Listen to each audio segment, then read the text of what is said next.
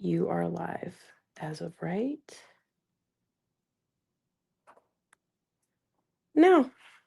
Hi, everyone. It's Melissa with Nolting. Welcome and thank you for joining us today on our new series called the Nolting Longarm Lab. And by the way, this is our new studio. So this was one of the things that we were able to build when we came to our new building. So we're super excited to be here and to be able to provide a series to you starting for 2026. Our series are really all about information, education, and inspiration, and that's what we want to bring to you today. So we're going to start with a demo. And then we're going to go into a really cool spring project, and then we're going to end with a featured quilter. Today I have a few guests with me. I have Katie. Katie's behind the scenes right now, but she'll be taking over here after I get done with some stuff here. And then also Kayla now. She's one of our ambassadors, and we'll introduce her a little bit later in the series here. So first thing I'm going to do is once again, thank you and welcome for joining us today. And we appreciate you starting with this new series called the Nolting Longarm Lab. I am going to start with a demo of the diamond. This is our beautiful diamond.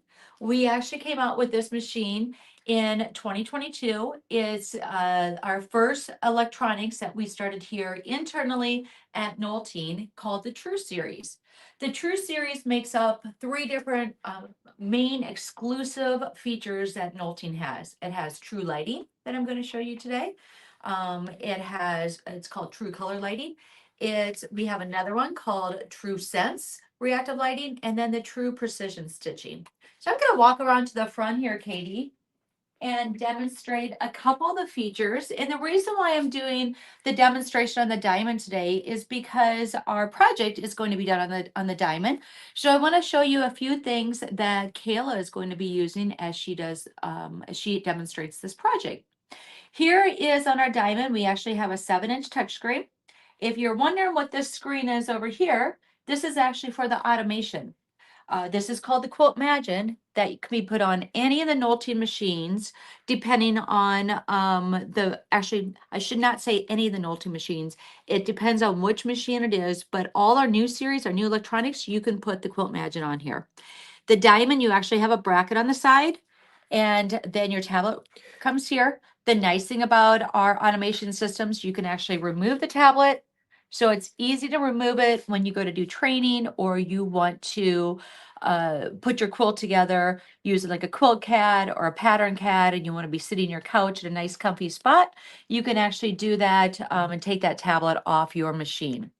So let's get into the diamond a little bit. The diamond, since we started this, has actually been our most popular machine that we have out right now. It comes with 4 different stitch modes: a regulate, a manual, a cruise mode. This is where a lot of our customers live now. They love this stitch mode because if you're getting into a lot of curves or points, squares, this is a great stitch mode to use. It's an upgraded stitch mode compared to what we had in our older electronics. And then you have basting. On top of it, you can change all your modes here. And then this is how you change your stitch spacing and your speed. So let's say, for example, I'm in regulate and I want a smaller, or I'm going to change my stitch spacing and length. I can change it right here, or it's hands-free. I can change it directly on my thumb buttons. Hmm. The nice thing about it is on the back of our machines, you can see back here, Katie, if you want to point to the handles are exactly the same in the back, and they have all the same control features and functions on the back as well. So both our back screen and our front screen are independent of one another. A big highlight on this particular machine is the low bobbin indicator, which is this button right here. I can set my thread to where I want it to be. And for example, if I set it at 10 yards, I click the button there. It goes up here. I have enable bobbin tracking on here. The other cool thing is my light in my bobbin area will go on when my bobbin gets low. If I go back over here, it blinks red. If I take you around to the back, you're also going to see that it's blinking red. And it has a 4.3 inch touchscreen in the back. So it's blinking red here, which is nice if you're pantographing. We'll go to the front here, Katie. As I'm stitching along, just gonna make sure something is set up. As I'm stitching along on my diamond, and I'm stitching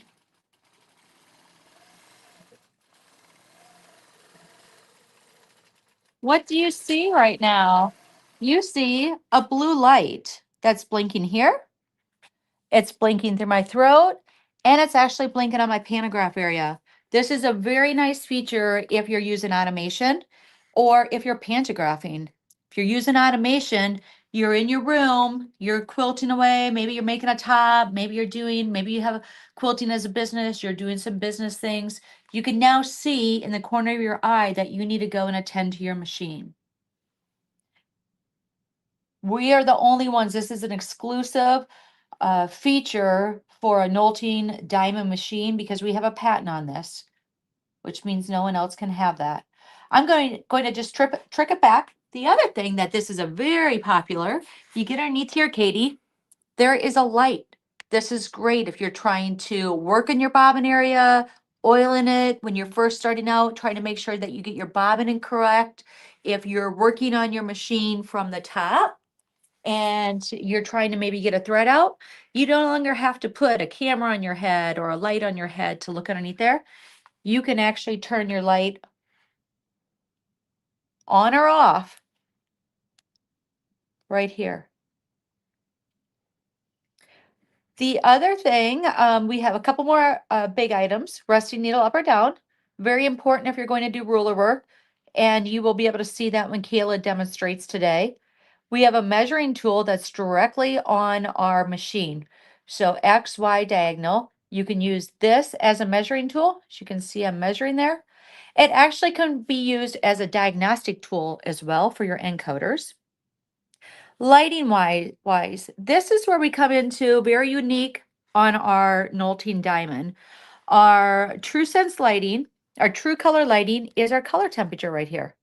As you can see, it can be cooler or it can be warmer. So I'm going to go put my white light on. There's my white light there. I'm going to light up my throat. Also, now I have all kinds of lighting here.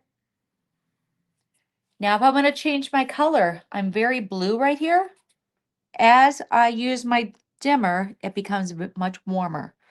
This is great for changing hues for your thread color, your fabric color, your eyesight, and also the colors in your room, or I should say the lighting in your room.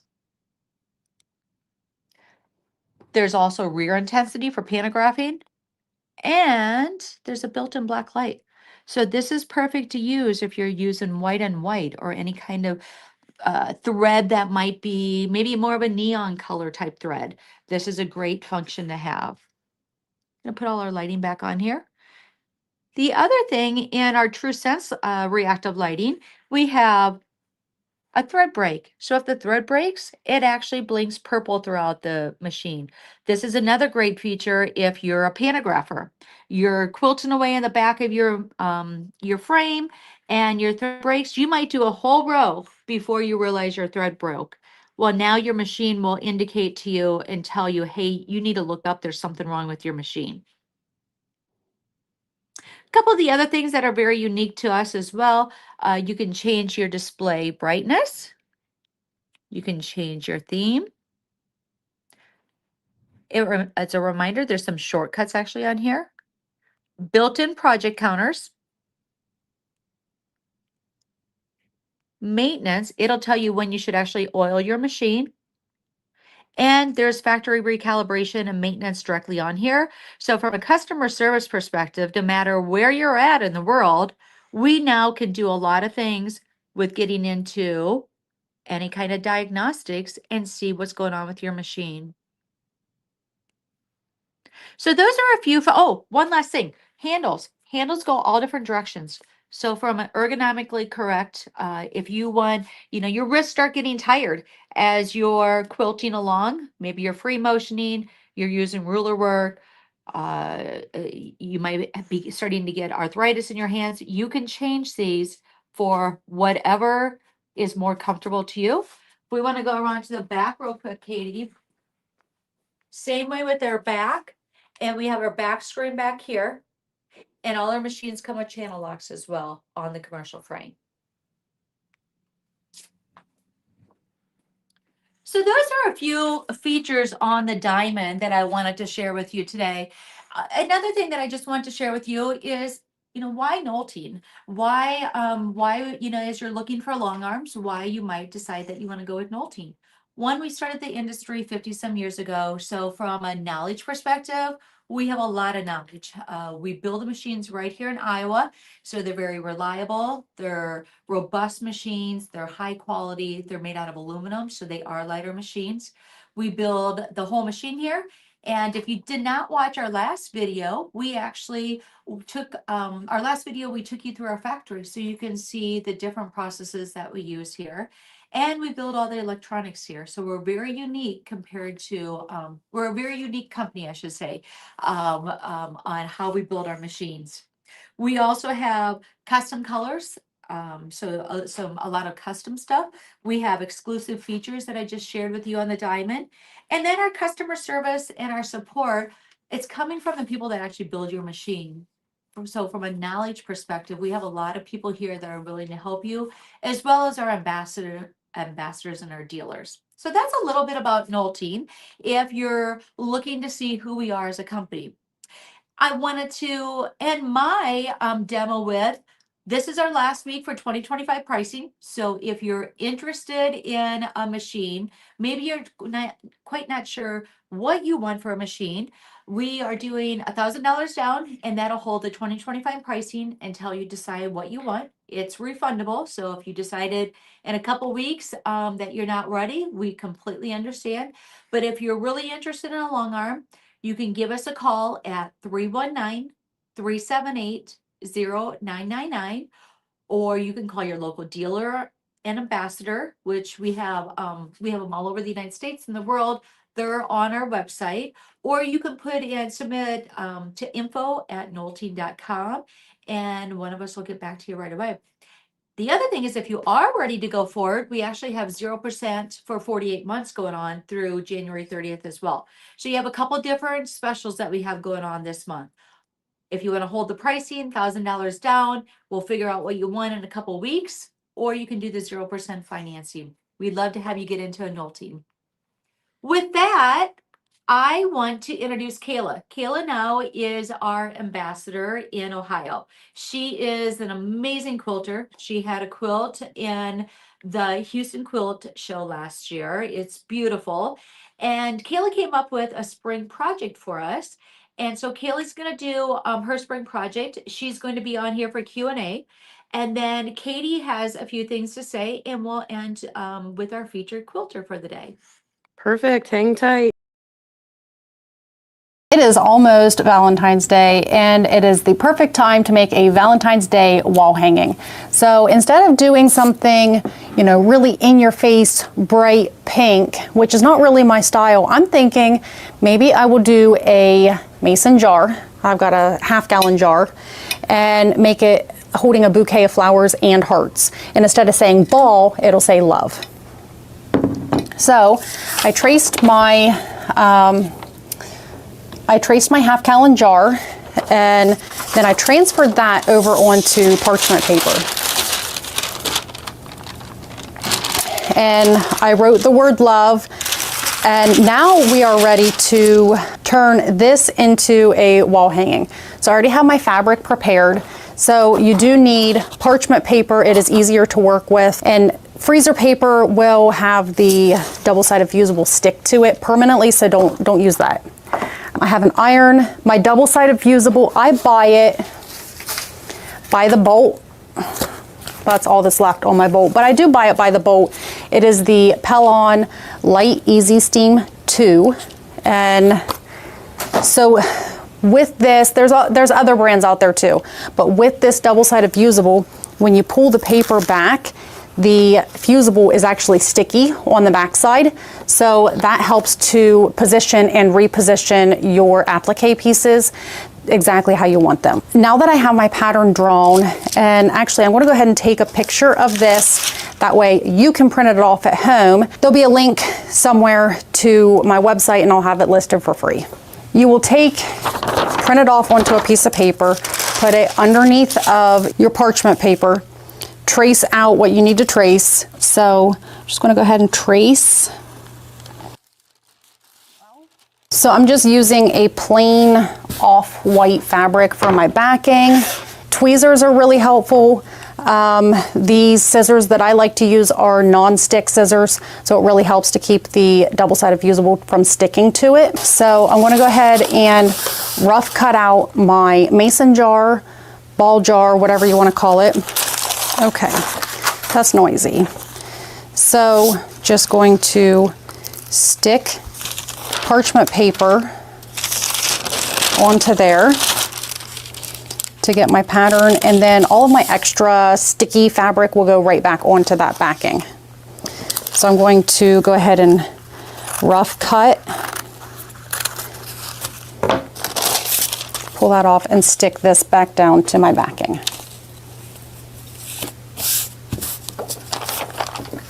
Cut out around that mason jar.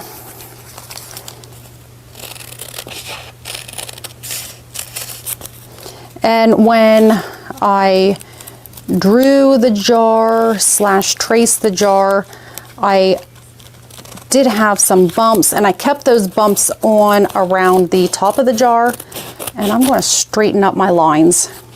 There are no rules to collage quilting, and often it's hard for me to make a pattern and then do a tutorial on the pattern because I change things so much as I go. Okay, I'm going to go ahead and pull my pattern piece off and then stick it down about in the center-ish of my wall hanging. And that is all that I'm going to do to my mason jar, besides the love. So now we're going to do the same thing with the love. And I am going to try to waste as little amount of fabric as possible, but that's not always possible. Sometimes you don't have to pull your paper all the way back.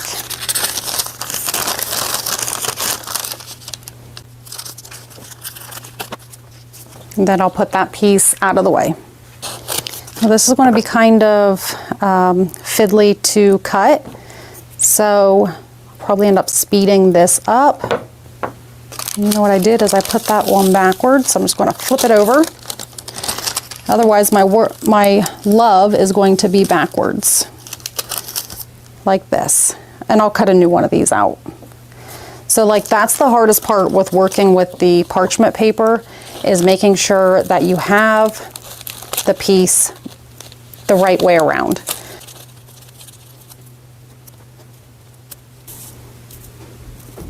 Finally got that cut out. I probably need to lay off of the coffee.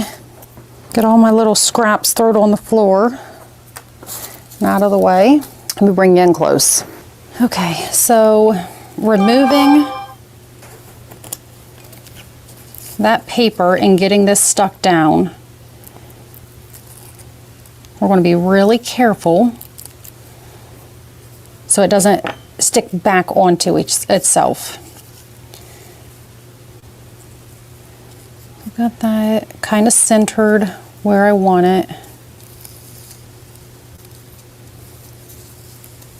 If your applique sticks to itself, that's pretty much the end of that piece of applique.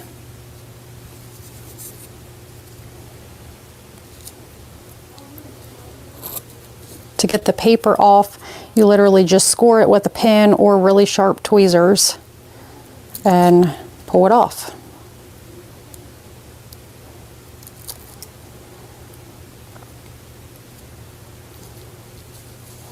Position it with either a pin or really sharp tweezers.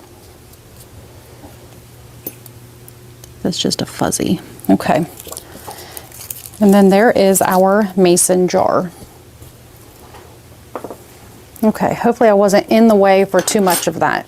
Here are the rest of my little pieces. This is going to be for the hearts.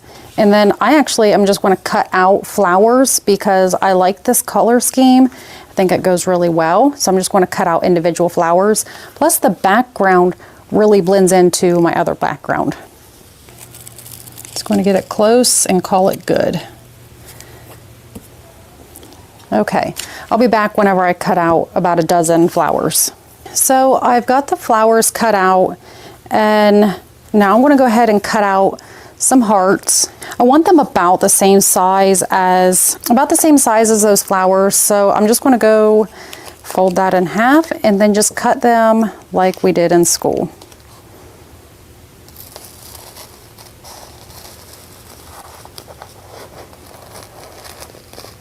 Okay, hopefully it turns out. Ta-da, fancy little heart.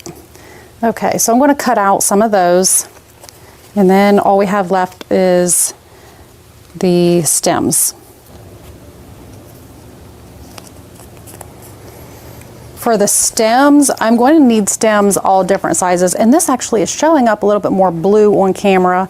It's like kind of greenish blue. But since I need a whole bunch of different sizes, what I'm going to go ahead and do is just cut them lengthwise with the longest, and then I can trim them down if I need to. Actually, I like how balanced that looks. 1, 2, 3, 4, 5. Let's do one more long one.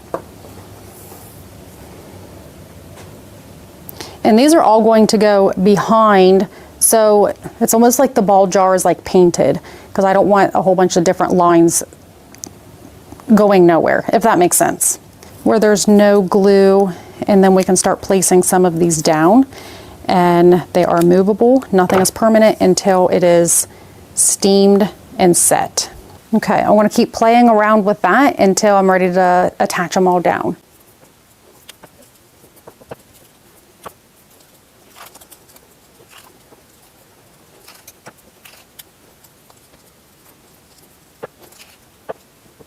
Okay, so maybe something like that. And I'm going to go ahead and stick that all down.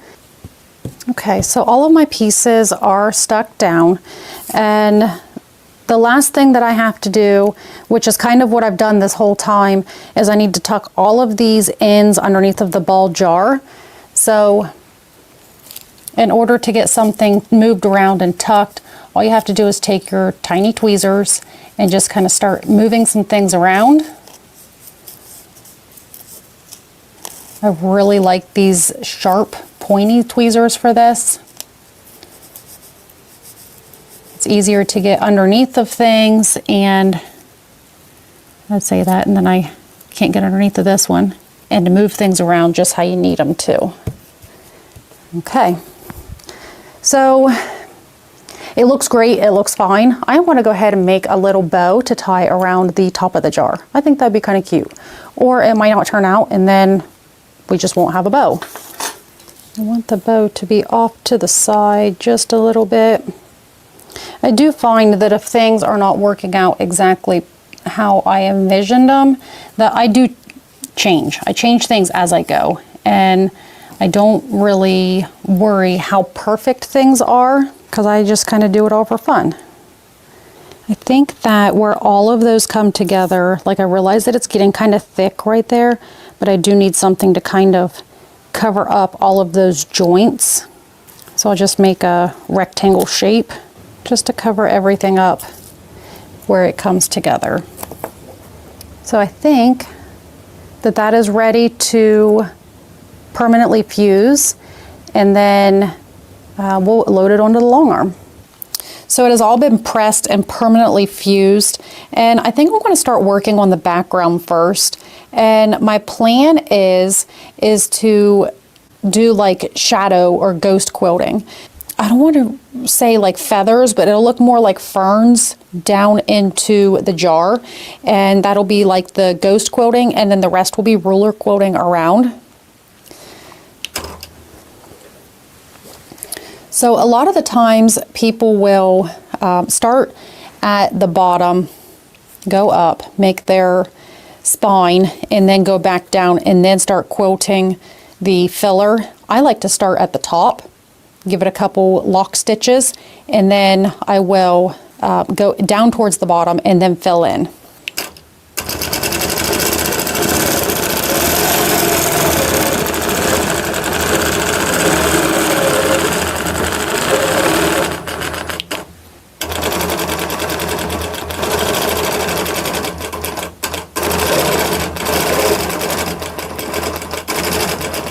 Hard to get the right angle to where you can see, but also where I can see.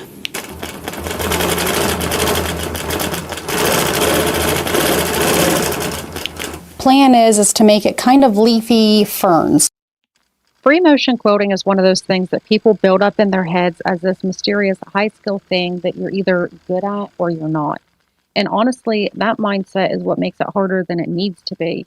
Most of the fear around free motion quilting comes from thinking there's a correct way to do it, when in reality, it's one of the most flexible parts of quilting. At its core, free motion quilting is just you guiding the machine by hand and deciding where it goes next. That's it. There's no design police, there's no quilt jail, and nobody is grading your work. Once you accept that, everything starts to feel way more manageable. One of the biggest mistakes I see beginners make is thinking that they need to start with complicated design. Feathers, rulers, dense fills, all of that stuff looks impressive, but none of it is required to get good results. I recommend starting out with simple shapes like loops and curves and gentle back and forth movements. Those are more than enough to learn to get that basic muscle memory, and then you can move on to more complex designs. Another thing that I see tripping up people is speed, and obviously this video right now is very sped up because I can't cram all of this information into a 30-minute video. So everyone wants to know how fast they should be moving. And the honest answer is that it depends on you, your machine, and the quilt you're working on. There isn't one perfect speed. What you're really aiming for is consistency. Smooth movement matters way more than fast movement. I do not like to double up my spine any more than I have to. And so I will restart. And if this was a quilt that I was going to be putting into a show, instead of trimming it off flat, I would tie off and bury. It's also important to remember that what you see online is almost always only a highlight reel. You're seeing the quilts that turned out great, the moments where everything was smooth, and the results that feel worth sharing. You're not seeing the early quilts, the awkward phases, or the ones where the movement was off and nothing looked quite like it did in your head. I'll be the first to admit I'm guilty of that too. I mostly show my best work because that's what feels good to share. But that doesn't mean that every quilt that I make feels effortless or that I didn't spend years figuring this out one quilt at a time. Nobody skips the learning phase, even if it looks like they did online. Every quilter you admire has quilts they didn't post, designs that didn't go as planned, and moments they questioned what they were doing. If you're looking at your work and comparing it to someone else's, remember you're probably comparing your beginning or your middle to their end. And that's not a fair comparison. This isn't about arriving somewhere, it's about learning as you go. And every quilt you finish moves you forward, whether it's perfect or not. One of the most freeing things that you can do with free motion quilting is to stop trying to make the entire quilt perfect while you're still working on it. Instead, focus on the area right in front of you, and that's really the only part of the quilt that matters in that moment. Take it section by section, and everything will kind of flow together. And here's something most people don't talk about enough. Most mistakes don't survive the finishing process. So once the quilt is bound and washed and actually used, all the little things that you were stressing about, you don't notice them. They end up getting lost. People don't notice that one spot is uneven, and everything just kind of flows together and creates a picture of a whole, and you don't notice every little wobble and bobble. We're going to go ahead and put the ruler plate on. I already have the ruler foot on because I do so much ruler work that I pretty much just leave it on all the time. So the ruler foot is on the ruler plate. Let's grab it and I'll show you how to do it. Here is the ruler plate for my Nolting diamond, and I'm going to show you how I put it on. I think it's pretty easy. Here is my ruler plate. Let's go ahead and stick it on. It is as simple as grabbing my thread, pull up out of the way, sliding it back on, and tightening up the clamps. Make sure it's nice and sturdy, and we're good to go. Like I said, I already have my ruler foot on because I do so much work with the ruler that it always stays on. I am going to go ahead and start the ruler work on the bottom. Just need to kind of figure out, I want straight lines, but I don't want all straight one way. So I think that my first line is actually going to be a line going this way. So I'm picking out just an arbitrary starting point. And it's like super random, super fun, a really cool looking end product. So I think that like my first line is just going to go from about the center to about 3/4 up on the side on the leaves. Okay, does that make sense? Okay, and since it is straight lines, I'm going to go to regulated mode instead of cruise mode.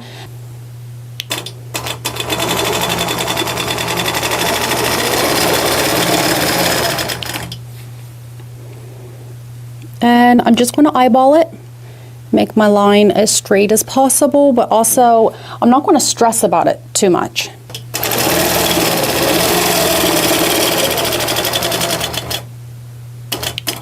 Okay, the first line is down, and then I'm just going to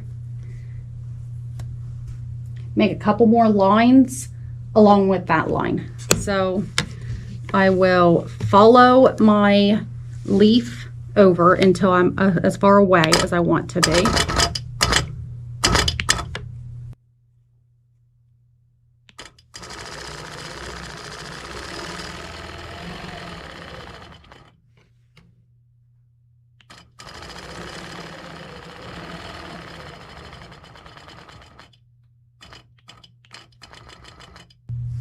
A lot of the times I'll just line up my ruler with the existing line.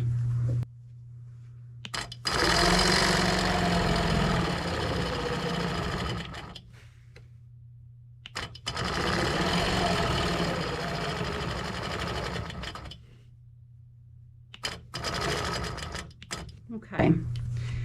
And so I have 3 lines here. I'm going to go ahead and go in a different direction and make it as random as possible. And I'm not going to worry about boxing myself in. If I do, I'm just going to do some tie-off stitches and restart somewhere else.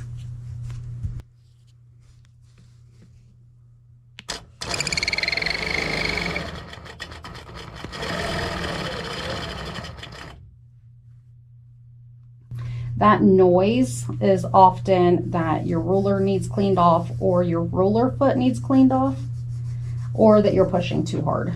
And it's probably a combination of all of them for me. Improv ruler work is one of those things that sounds way more complicated than it really is. I don't have a plan whenever I go to start, and I feel like the best results come from me just kind of letting it go however it goes. You don't need to map the whole quilt out ahead of time. I really don't like mapping quilts out. You just pick a ruler, start in one area, and see where it wants to go. Lines can cross, spacing doesn't have to be perfect, and changing direction midway is completely fine. That flexibility is what gives improv ruler work its character. Okay, that's all the further I'm going to go up here, and now I'm going to go ahead and shoot off in a different direction down. Okay, now I have 10 tips for ruler work that I would like to hit on. Number 1 is always have your needle down before moving. This is a very simple thing that could be easy to forget whenever you're first starting out, but you always have to have that needle down to anchor the long arm to whenever you move your ruler, it doesn't create little wobbles and bobbles. A tiny slide could make your line uneven or misaligned. And once that happens, the design is off, which isn't a big deal in the whole grand scheme of things.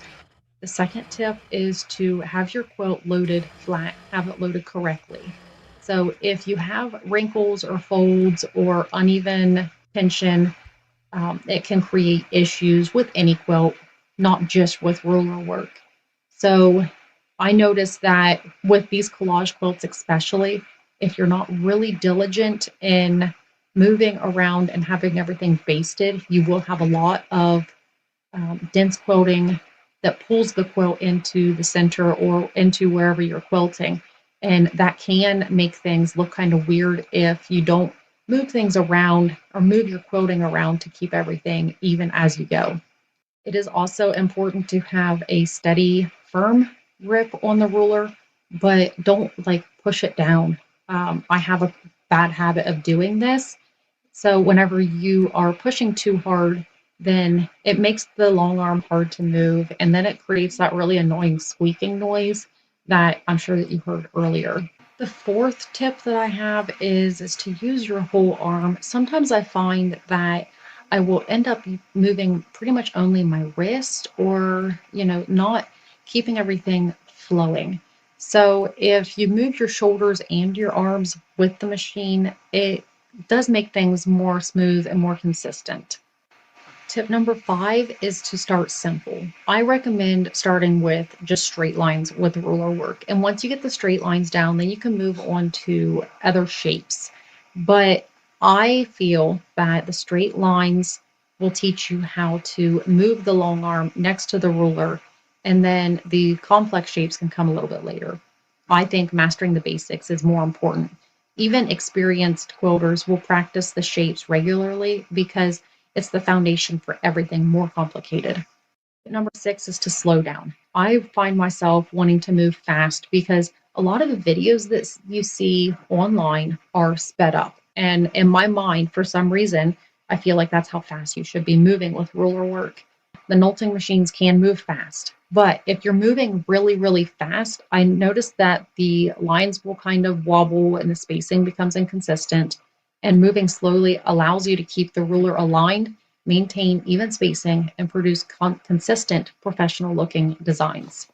It is very important that you use rulers that are at least 1/4 of an inch thick. When you're quilting, your long arm foot moves up and down as it stitches. And when you're doing ruler work, the foot is moving right alongside the ruler. So if you're using a ruler that is thinner than 1/4 of an inch and that ruler slips underneath of your foot, it could damage your machine, your ruler, your needle, or even worse, it could injure you. So make sure that you're using the right rulers for the job.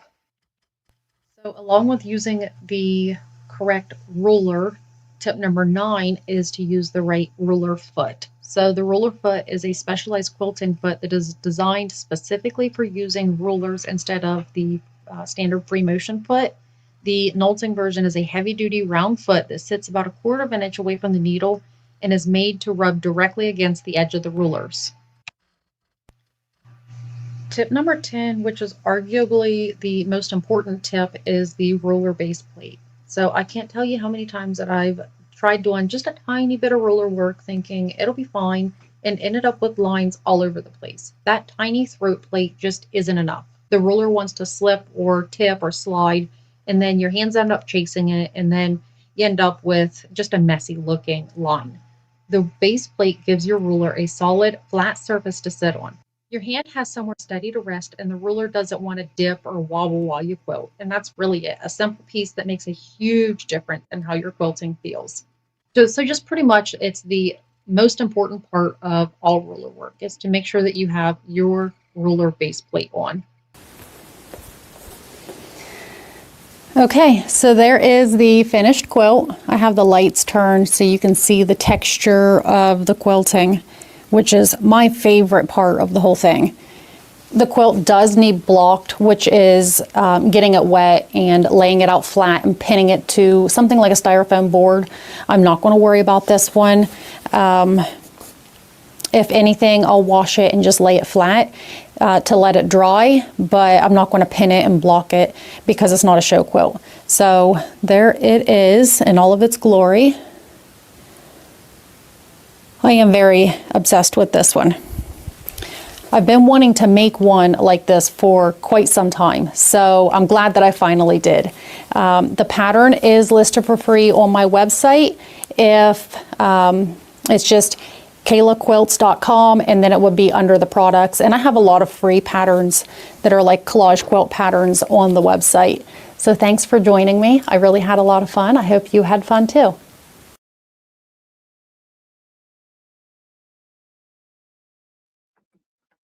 Okay. Hi, everyone. My name is Katie Derricks. I am the marketing person here at Nolting. And guess who we have here today? We have Kayla. And we Hello. just wanted to ask her a couple questions. Hi, how are you doing? Good. How are you? Doing pretty good.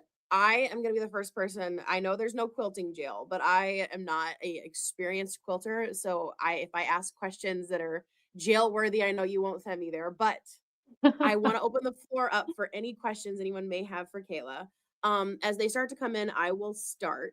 So, Kayla, I'm obsessed with your project you did. And it is just, it's one of those things. I love how you said your tips on like, don't go too fast. Because I'm a baker. I actually bake and I do custom sugar cookies. And all I want to do is go super fast all the time. Because, it's like if you're doing them for people, there's orders and you have to get them done. I like how you say just relax. Is there like something that you would tell people to like relax with as they quilt? Do you have like music you put on, or like what is like do you just get in the zone, and how do you Yeah. quilt where you just feel So relaxed? I have like really noisy kids running around all the time. And for whatever reason, they like to stomp right above me. And like, honest to God, like it really, like it makes me really tense. So I end up putting on earphones and listening to music, listening to an audiobook, listen to, podcast on YouTube or whatever it is. And then I don't have to hear them stomping up above me because like after hours of quilting, if I'm really tense, my shoulders end up hurting really bad, and I have to remind myself like relax, like you don't have to hold on to the long arm so tight, it's not going to go anywhere. Okay.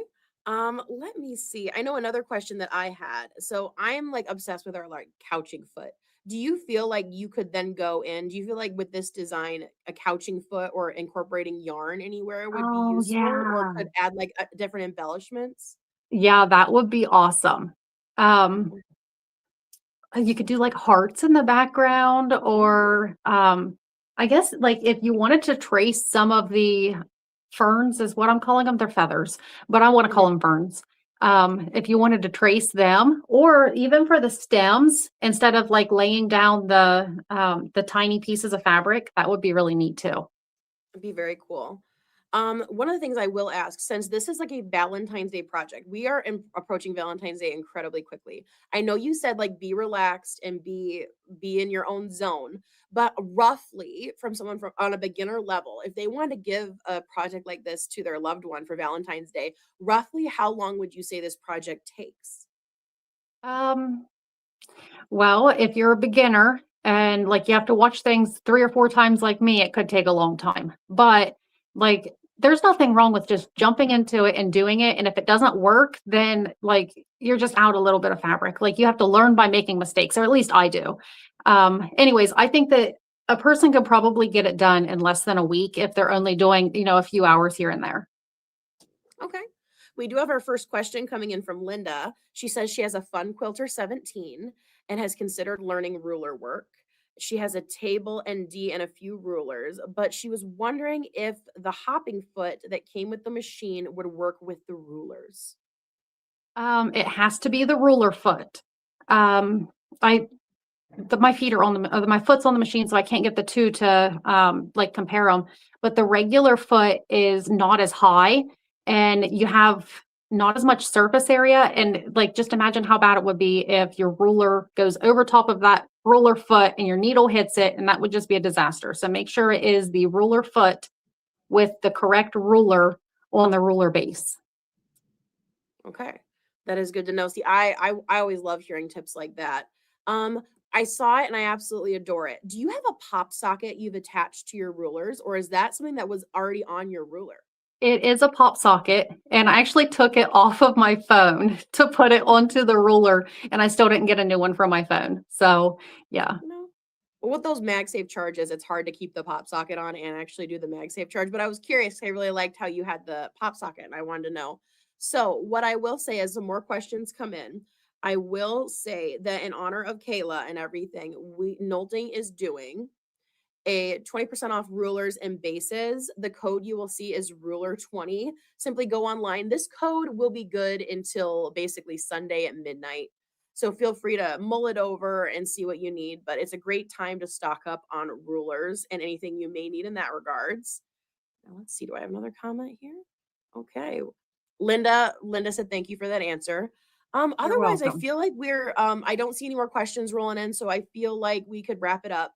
The one thing I will ask you though, you do have a diamond, Kayla, and I know you talked a little bit about what like you like about the diamond. You seem to handle it absolutely masterfully. Let's say if someone like me purchased a diamond, what would you say would be the first thing that you would tell me to do once I got that diamond home and set up on my frame? Practice quilt sandwiches. I used like sheets and pillowcases and those really thin blankets from Walmart that are like $3 or $5. Yeah, I just I walked would by a bin of those the other day. I would lay those out and I would just practice and put the Okay. headphones on so the kids weren't, all up in my business. And I learned to, like when you very first start out, like it's almost like everything seems square. Like you have to learn to get those wheels to like move at the same time. And I had a really hard time with that I used my mom's mid arm before I bought my long arm, and literally I only had 8 inches of throat space. And it was I don't want to say it was a horrible experience because I still produced some nice stuff with it, but like from going from that to the throat space here, it is insane. But since it's such a long throat space, you have to make sure that you kind of keep your work closer to you, because I find a lot of the times I'll end up tiptoeing and reaching all the way as far as I can. And so like keep your work close to you, but practice with those practice quilt sandwiches, because and you can use real fabric too. And because I've turned some of them into like really cute pillowcases and stuff. But the more you practice, the better you get. And it's all muscle memory. Okay. Okay. I think we're gonna wrap it up with Kayla today. Kayla, thank you so much. Wait Your just a videos are second. always, yeah. Okay, so I have to show you. I have my lights on here. Okay, so this is the thread. See how it's like glowing and this one is not. So like if you are doing white on white work, which sometimes I do, put your black light on, get some of the glide. Hang on, let me just read it to you, make sure I got it completely right. It's white, I promise. It's glowing blue. It's Glide 10,000 white. And if you're doing white on white, don't strain your eyes. Just put the black light on. That's probably one of my favorite things about the Nolting. That and that like it's so light for how big it is that I feel like it I don't know, like I don't have to worry about quilting for 10 hours at a time and like wearing myself out. Like, and I'm not exaggerating when I say I quilt for 10 hours at a time. And it like I feel completely fine. I know that our machines are made of aluminum, and I know that I've carried some out to people's cards and I've thrown them over my shoulder. And it's like, you know what? They do feel they feel a lot lighter. And then when you're moving them with the handles, it's not like you have to rip them off Yeah. to like Yeah. get anything to move. So they are very smooth. No, definitely. I appreciate that, Kayla. Can you think of any last things you want to leave the audience with today? If you're interested in a Nolting, get a hold of a dealer, get a hold of Melissa, try one out. I promise you are not going to be disappointed. It took me 2 years to decide on the long arm brand that I wanted. So like, shows wherever you can find to try one out. You're not going to be disappointed. Perfect. And I know we are going to the Paducah show in April, so that's one to really look out for. Oh, And I I'll think we have a quilt there. Oh, there we go. Be looking out for Kayla there as well. And I know we do have a show coming up in St. Louis as well. And then we are looking for our open house is usually sometime in July. So we do have some events available for people to go and get their hands on a Nolting. Otherwise, we always have our lives where you can come and ask any questions you may have. And Melissa is always available to do a consultation, as well as any dealers or ambassadors to just ask And questions and pick their brains. speaking of questions, if there's any questions about the project that I did, and like you go to work on it, whatever, and you like kind of get stuck, go into the Nolting Quilters Collective Facebook group and ask questions in there. That'll be like the easiest way to get a hold of me to answer questions about any project that I put out. I do have one more question that snuck in. I've got a question here by Art by Land. Do you ever change your tension with your ruler work, or do you leave it the same? I change the tension to match the thread. So like a thicker thread, I'll have to change the bobbin and the top tension compared to like a very, very fine thread, but not necessarily, it's more for the work that's being done, not the type of work, if that makes sense. So like the free motion and ruler work tension is going to be the same. It's just, it changes because of the materials. Okay. That is good to know. Like Kayla was saying, if you have any more questions after this live or they pop into your head later, feel free to go and talk with us on our social media pages. You can comment on the YouTube video as well. But this Facebook is always the best because most of our dealers and ambassadors are on Facebook, and they will jump in and give you all of the answers that you're looking for. Okay. Well, thank you so much for being with us today, Kayla. You guys will see much Thank more you. of Kayla. We absolutely adore her, and we'll talk soon. Okay, Kayla? All right. See you later. See ya. Okay, I just have a couple of housekeeping things on the marketing side. The first thing I want to tell you guys is about our new Nolting. Actually, no, the first thing we're going to do, we are doing a new featured quilter section. And with that, I want to introduce to you Carla Janning. So Carla is our quilter spotlight for today, for this month, for the live. Carla, we saw that she posted the most gorgeous quilt. So this project that she's working on, it is for a friend, made of her mother's, so it's a memory quilt made of her mother's t-shirts and scarf bits, and it's so beautifully done. We absolutely adore it. Carla has been long arming since 2010, and she operates under her business, the Queen Bee Quilting, and she is just amazing to work with, and we've seen her work, and she does a great job. She currently has a diamond. This is her second Nolting machine, and she absolutely loves it. So what I'll tell you today, that is, if you do want to be featured in our featured quilter section on our lives, feel free to email us at info@nolting.com with your project and a little bit about yourself. If you take custom work or do work for others, we love to shout you out so we can send business your way. So feel free to include that in the email as well, and we will look forward to hearing from you. The next thing I'd like to talk about is what Kayla was talking about. We have a new Nolting Facebook page. We have our regular Facebook page. We have a new Nolting group called the Nolting's Quilter Collective. Here is where we are going to have, like, it's relatively new. We just created it. Here's where we're going to have educational videos. You can ask questions, and we want it to be an environment of learning and growth for the hobby and for the professionals alike. So please go out to Facebook and like our new Nolting's Quilter Collective page. And we also have been using this page in a way, like I said, we are planning for our July open house. So we always offer classes. So we want to know what you guys want to learn, and we want to deliver. So you'll see some polls on classes we're offering or thinking about offering. And also feel free to just shout out a question, because people are going to jump in and want to know answers or give you their solutions as well. And then finally, the last announcement is we are going to be starting a new series with our very own Brenna Goode. And essentially what this series is, it's called How Do I Quilt That? And this series will be available on Facebook and YouTube. And it is the first one we are going to be doing will be next Friday. So that will be dropped on Facebook and YouTube on the 5th of February.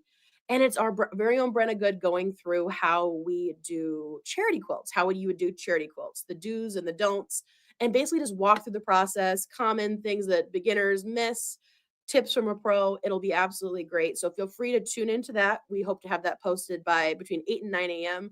on February the 5th. We're coming in. She's coming in tomorrow, and we're going to get that all filmed and ready for you guys. But also feel free to reach out on our Facebook pages and let us know what you want to see so we can do more of these classes and provide this information to you as well. Okay, everybody. I'm going to remove this so you can see me. I want to thank everybody for joining us today. Thank you so much. And if you have any questions, like we said, post on Facebook, reach out to us via phone. Mandy is our great front desk receptionist, and she would be happy to get you directed to the right person. But in the meantime, I hope you guys enjoy the being all cozy in your craft rooms and quilting and enjoying yourselves. But we will see you next month for our next live. And I hope you guys have a great rest of your day. Bye.